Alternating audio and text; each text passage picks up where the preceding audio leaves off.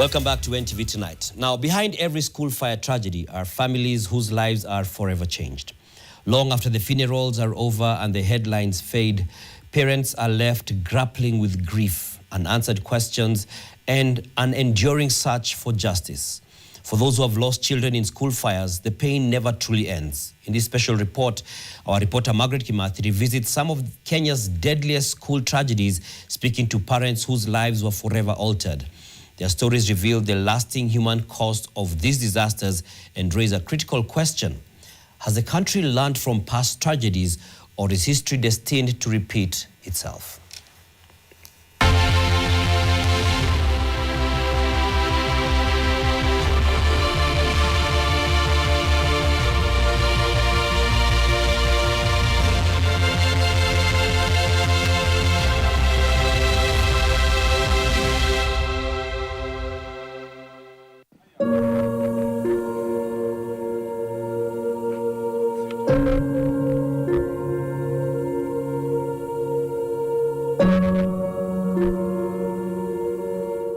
Gadhogo is a resident of Ndaragwa, Nyandarua County.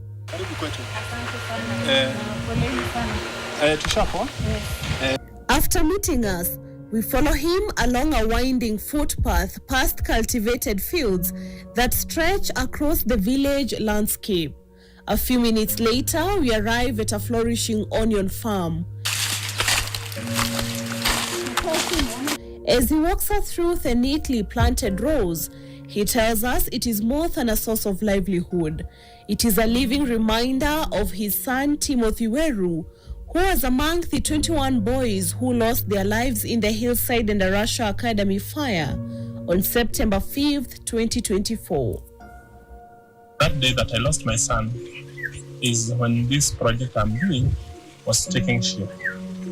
That very day, during the day I had just accomplished digging my borehole, and of course I was very happy. But what I didn't know is that the sudden turn of events that evening would bring me to where I am. Everything I do here, I do it because of my son. Every work, every plant that I plant, every drip I lay is in memory of that boy. I wish he was around, that he may eat the fruits of his father's labor. To Paul, Timothy was more than a son. He fondly refers to him as Engineer Timothy Weru, a reflection of the dreams and potential he saw in the young boy. Weru had returned to school for the third term only days before tragedy struck. And at night, that's when I got the call that the school is on fire. I drove to the school just to check, but apparently I couldn't trace my son. Looked for him everywhere, in the hospitals that were around, in the morgues that were around. In the morning, all that was happening at night. In the morning, I went back to school, and this is when the government machinery now was I found them there. All sort of leaders, Red Cross, parents, that commotion. And then the government took up the issue of the tragedy, and we were kept waiting until the DNA came. After the DNA came, we were told that now we can be able to proceed to bury our sons. But now, it is 2 years, shy 2 months since that tragedy happened. And there's so many things there's too much water that has gone under the bridge. Having lost him by then, adjusting to life without him, being called Baba Timothy, a Timothy that is just in the memories. As a father, I'm left really stranded and asking myself so many questions. A lot of psychology was played on us by the big promises that they would get into the depth of it. But even to date, justice has not come. There are court cases that are at Nyeri court, but apparently the delay, the slow move of them makes every setting of the sun even more sad. That the hopes that we had when we are told by within a very short time that we shall get answers to it, even to date, answers and the questions that begs our memory and our minds are still not answered. Maybe one day, maybe, we don't know, the answers might come, of which we are not hopeful about that. Personally, I may comfortably say that I have lost trust in it, in the process.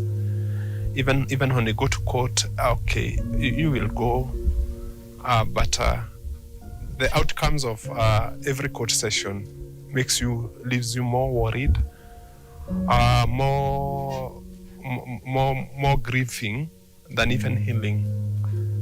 The reason is sometimes you'll go and the DPP, there is nobody to take the witness stand, and you have used to your finances, you have used to your time. You're going to get the questions, the answers to the questions that you need, and that alone makes us very sad. Doesn't mean that the courts are not working. The courts are, because sometimes I have seen them even give us 2 days to listen to the case. But now, when you look at the other side, the government, you really wonder whether the courts and the DPP are really working together. The dormitory that our sons got burnt in was actually an extension of the main dormitory. It was made of wood and mabati. The original was made of stone. Now, how was this extension given a right, a bill of health that our kids would sleep there? It means that there was a lot of recklessness. Since I buried my son, 2 years going down, I have never seen any government official, not even one, come like the way you have come. You came looking for where we are. You know, I have never seen even one come to check on how we are coping. You know, so we are left there in the dark and, ukipona, it's well. But I think that there should be a bit of responsibility. You know, about a bit of responsibility where the government checks, updates us, you know, comes to check on our mental health, comes to check on how we are doing. Having taught in a boarding secondary school for more than a decade, Gathogo says his experience has given him a first-hand understanding of the challenges schools face. The amount of drugs in our schools is beyond measure. Let's not hide our hands under the sand. These kids allow us as parents, but they go to school and they burn the schools. Why don't they burn their homes? That's something that begs. In Endarasha village, Nyeri County, Peter Kuria quietly tends to the grave of his son, Bernard Warutere. A ritual that has become part of his family's life since the tragedy struck. The family's home is about 5 kilometers from Hillside Endarasha Academy. On the night of the fire, Peter was attending a night vigil nearby when the news of the incident began to spread. Unaware that his son was among those affected, he and his family embarked on a desperate search for Bernard. His wife, Beatrice Kuria, recalls the agonizing hours they spent moving between the school and hospitals in search of their son, only to be met with uncertainty and a lack of information about his whereabouts. Sasa mimi hakuna mtu mwenye aliniambia mtoto wangu yani kama ameshomeka. Juu sasa mtoto hakupatikana hospitali, hapatikani kwa shule, hayuko kwa majirani. Nilijijulia kwamba sina mtoto tena. Na hili jambo linalingera sana. Mtu kufikiria kusoma shule, alikuwa anataka nini? Nikaa tu serikali kwani haisikiagi ushugu ya wazazi. Unasikia kila siku vifo ya watoto. Ningeomba sana serikali ichukue hatua ndio hii maneno yashe kujirudia juu kama juzi ile shule ya wasichana. Wakati lile jambo lilitokea, mama mwingine alikuwa na mtoto huko Hillside anaitwa mama Maiko. Aliniambia alisikia hivyo akaaguka, akalia, akagojeka wiki 3. Sasa kama serikali ingechukua hatua kwa ile ya shule ya Hillside na hata hao wangeogopa. Ningeomba sana wachukue hatua kwa wale wanafanya vitendo kama hivi, ndio watu wote wawe na uoga wa kufanya mambo kama haya. Hata mimi niko na mtoto kwa shule ya upili sasa. Nikisikia shule inatajwa mgomo, silali hatulali. Unaogopa kabisa, unalala ukiomba Mungu saidia. Sasa niliwaona hapa wakati wa half time unashukuru. Hata wakati ule tulikuwa na hadi nyingi kama yule sasa aliye naibu wa rais. Saa ile alikuwa ni Minister for Internal Security, alikuja katika shule na akatuhakikishia kwamba lazima kuna wale watashikwa, lakini alipotoka tu hakuna hata hatujasikia sauti yake. Sisi wazazi tuliashwa na hakuna jambo ambalo serikali inatufikiria. Justice delayed is justice denied. Miaka miwili kama serikali ingekuwa serious na ilikuwa imefanya uchunguzi wote, kuna mambo ambayo labda tungekuwa tumesikia. Kuna watu ambao labda tungesikia wameshikwa, lakini saa hii ni kama mambo ni kusuguzwa tu, tunasugushwa. Vile tu tunaamini ni kwamba kuna Mungu ambaye labda atatulipishia, kwa sababu vile tunavyoona hatutegemei sana hata serikali, kwa sababu kama ingekuwa serious kama wakati huu kuna jambo ambalo tungekuwa tumesikia imefanya, kuna mtu ambaye labda angekuwa ameshikwa, kwa sababu vile inaonekana kuna mtu ambaye labda hakufanya ambalo linafaa. Hata kama jambo hili liko kotini, bado tuna wasiwasi. Unaona kuna mashule yana watoto wengi, hakuna spacing kwa vitanda, na jambo kama hilo likitokea unakuta hata milango mingine imefungwa, na shule inatakiwa iangaliwe sana, na sana hata kuwe na watu wa kuangalia watoto, kwa sababu jambo moja ambalo limetendeka katika shule ile, na jambo hilo hakika limetolewa katika koti, ni kwamba yule alikuwa anaangalia watoto siku ile hakuwako, na labda kuweko mtu mwingine, hakukuwa na mtu wa kuangalia watoto. Kwa hivyo kunaonekana kulikuwa na negligence nyingi sana kwa shule. More than 150 kilometers away in Ruiru, Kiambu County. Me and my children, we love photos. Miriam Mwehaki gently flips through a photo album, each page preserving memories of her daughter, Babos Wamboi. Wamboi was among the 10 students who lost their lives in the 2017 Moi Girls High School Nairobi fire. The blaze broke out in a Form 1 dormitory housing 388 students, killing 8 learners on the night of the incident and injuring 51 others. 2 more succumbed to their injuries in hospital later, raising the death toll to 10. For grieving families, cherished photographs are among the few lasting reminders of children whose lives and dreams were cut short in a series of tragedies that could have been prevented through proper implementation of school safety measures. Nearly a decade later, Mwehaki still returns to these photographs, each one a treasured reminder of a daughter whose absence continued to shape her family's life. She joined in 2017. She was a Form 1. She was 14 years old. And it was joy when she was admitted at that school. All right. It was actually, I remember we were seated right here, and we couldn't get the results. And when they came out, it called for a celebration. All right. We did not expect her to be admitted into a school in Nairobi. Yeah, although that is what I wanted. I've never wanted my children away from Nairobi.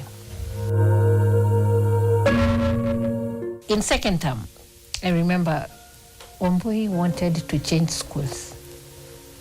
Yeah, there is something about changing schools with adolescents.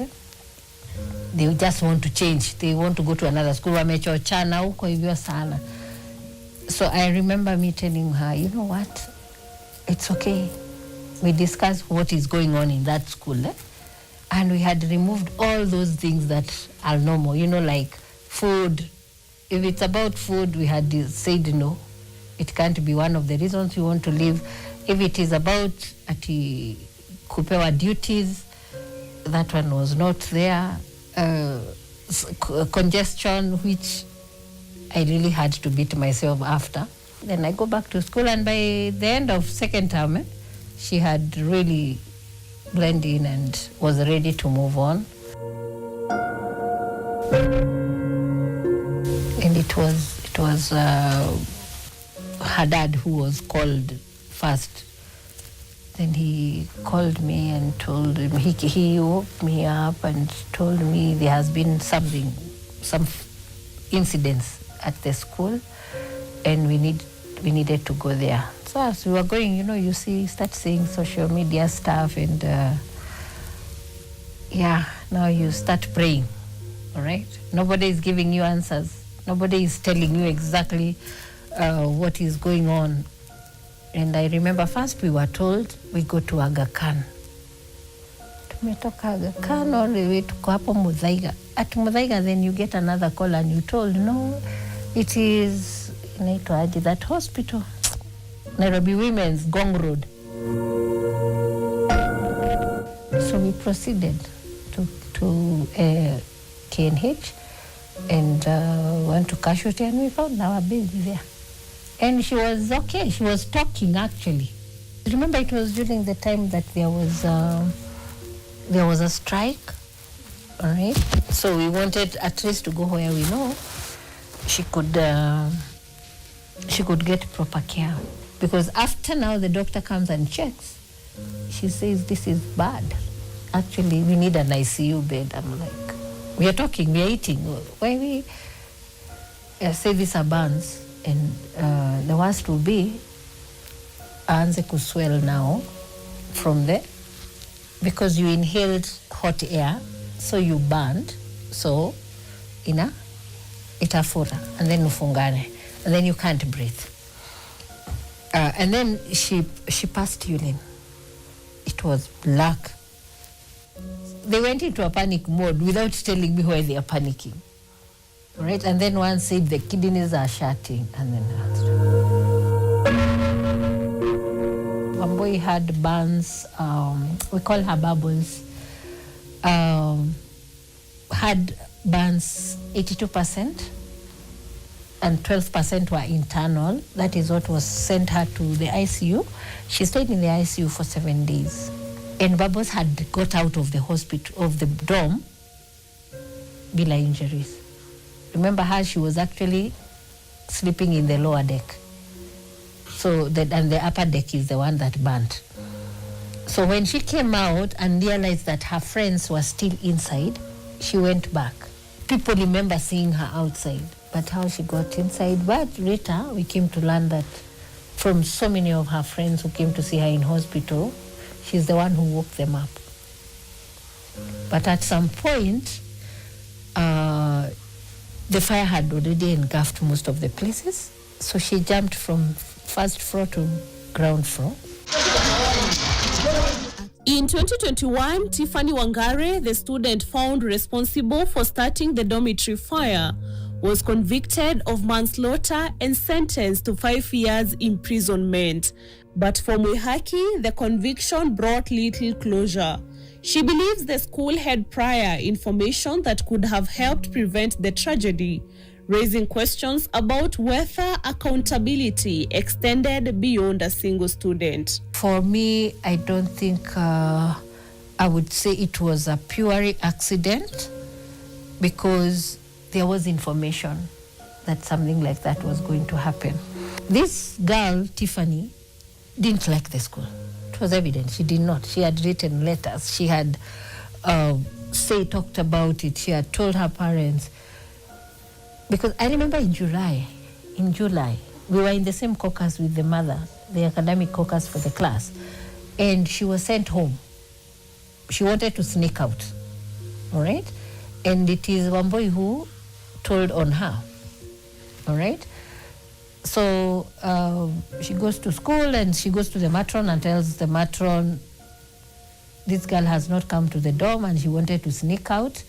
Identify karuti through kakuingia Kibra, kakona mpango na kamebaki class peke yake. So the teacher goes with, now they go knocking at the door.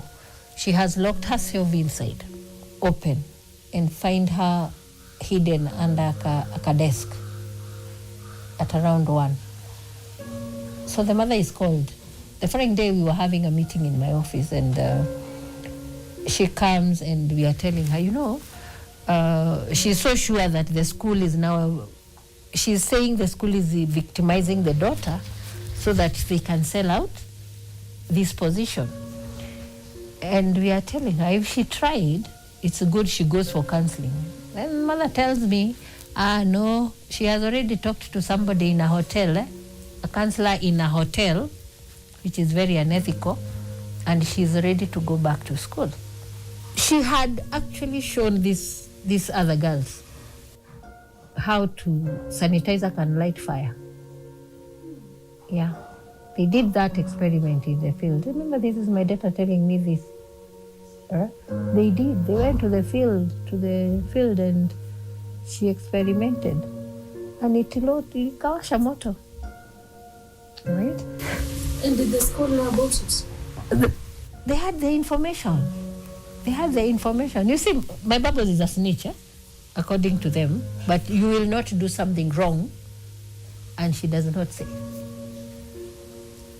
So this information was in their domain, right? And it was eminent that she was determined to do this. The end wasn't that nice, because surely we felt like kamechapwa hapa, sirudi kufanya hivyo, right? Because surely 10 girls, you don't do that. I truly do want to wonder whether Mutuko sleeps at night well. Mutuko was the judge who was presiding over that case, all right? I don't know how she feels about it, whether she was coerced to do that or it was her own decision. That remains irrelevant to me as at this point. However, the case ended with that girl getting 5 years, which every girl got. She got 5 years for every girl, but that statement, that pronouncement that the term we learn concurrently, it wasn't nice. Bubbles survived the initial blaze and fought for her life in hospital for 28 days before succumbing to her injuries. Wambui had healed. She came in at 82%. She died at 36%. Yeah, that look. I think up to today I try to figure out how. We had planned even home. We had planned how that room will become her hospital. She does not even need to stay in hospital for all this time. Wambui died of hospital-acquired pneumonia, not the burns per se. However, any complications from the burns, because if she never got the burns, she wouldn't have been in hospital, which broke my heart. Mi tukuwa na plan zake kukufa. She wasn't dying. I had started seeing myself. We had even plans. She had planned she's going back to that same school. She even forgave Tiffany. Yeah, and she told the auntie, Mimi, I want to be positive. And because if I carry this baggage of thinking Tiffany is such a bad person, she did bad, but I want to forgive her so that I can concentrate. That is 2 days before she dies. Yeah, because I want to concentrate on my healing. And when I get out of hospital, I'll go visit her in jail. She's not a bad person. She's not all that bad. She can change. Which gave me a starting point of forgiving. Kama mkufi anasamehea, who am I? The journey to healing was long and difficult. Struggling to cope with the loss of her daughter, Moi eventually left her administrative career of more than 20 years. Today, she's a counseling psychologist, dedicating her life to supporting others, navigating grief and trauma. Mental health is real. And sometimes you don't realize until you are right deep inside there.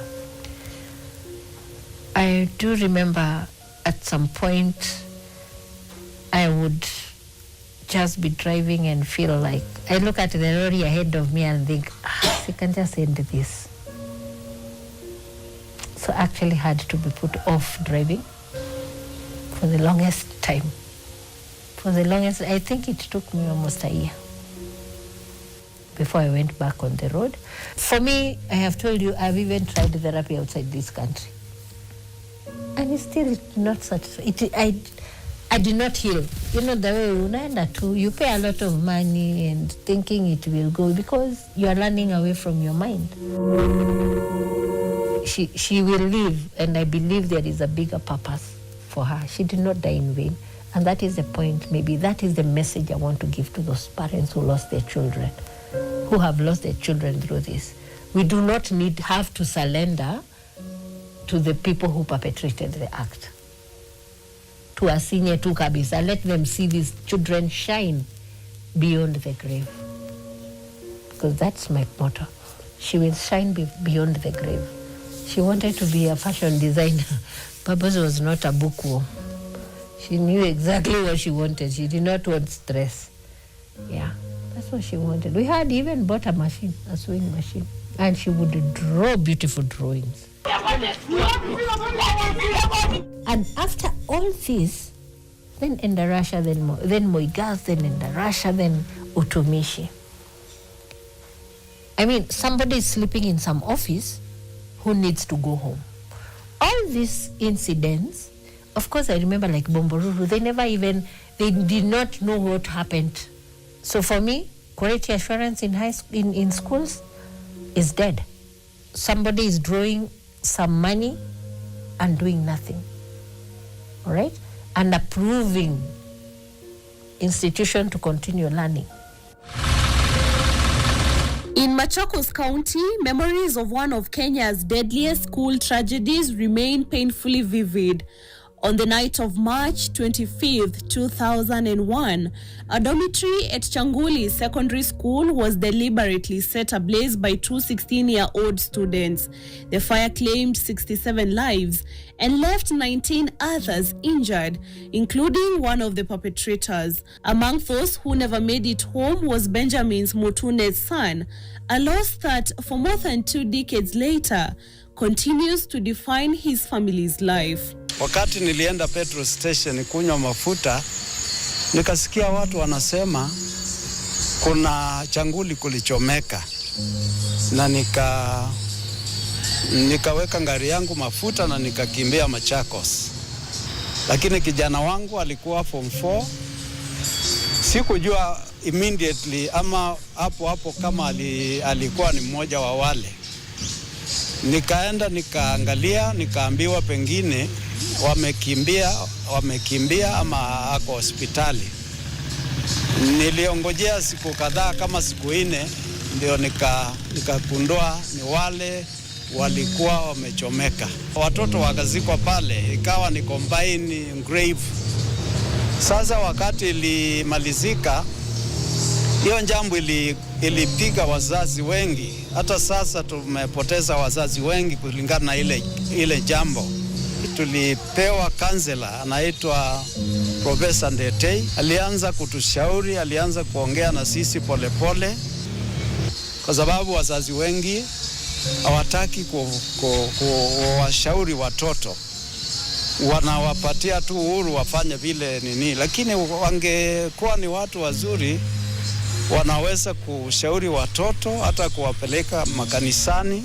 Kama siku ile kuna mzee moja, mtoto wake alikuwa yeye ndio anamuendesha, anatoka Nairobi ndio anampepa na gari yake ilikuwa Mercedes. Wale watoto walitufanyia hiyo jambo, na anakuja naye mpaka shule, anaingia ndani na kijana shule. Sasa ile ilikuwa si show nzuri, kwa sababu kijana anaanza kuona yeye ni mjeuri, anaanza kuona yeye ni mtu anaweza kuendesha gari. So unakuta wazazi mara nyingi ndio tunafanya makosa, kwa sababu hatukai na watoto vizuri. Lakini tukikaa na watoto vizuri, tukiwaelekeza, hizi jambo ya kuchoma shule zinaweza kufungua.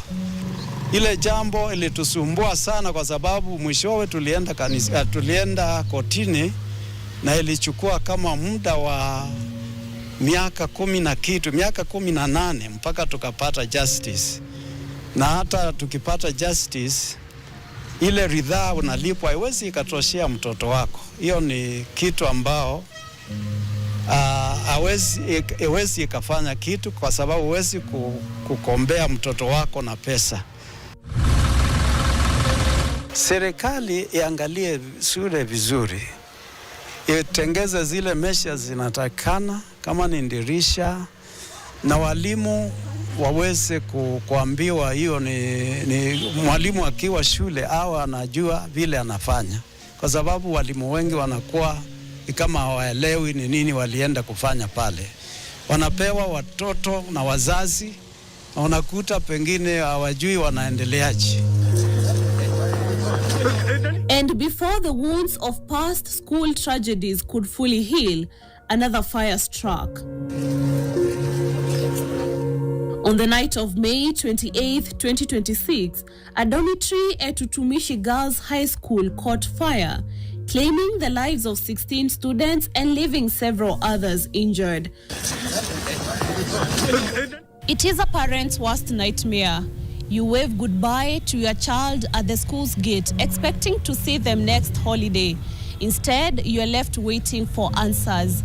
From the tragedies of St. Kizito in 1991 to the ashes of Utumishi Girls in 2026, timeline changes, but the grief remains frozen in time. For families left behind, healing cannot begin with hollow promises of reforms. They need to know that the past lessons have actually been acted upon. Until then, the true test of our nation's progress isn't what we, the state, says in the aftermath, but what it does to protect the children still inside. Margaret Kimathi, NTV.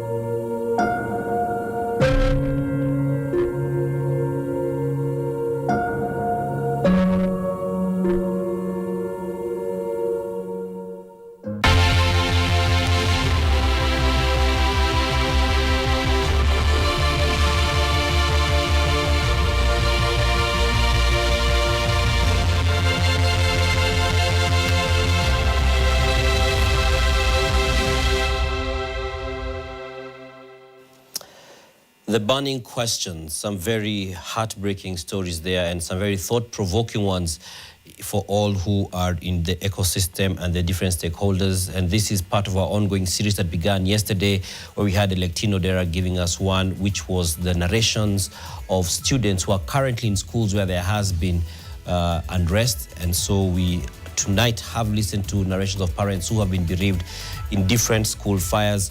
And we shall be having another episode tomorrow, which is going to look at the various reports that have been launched over the years, task force after task force, and what has been done. And we also have one other, which is on the different stakeholders. Then on Thursday, like I said, we shall be having a town hall discussion to discuss a few main things: boarding schools, parenting and discipline, and accountability. So stay with us. We'll now take a short break on NTV tonight. We'll be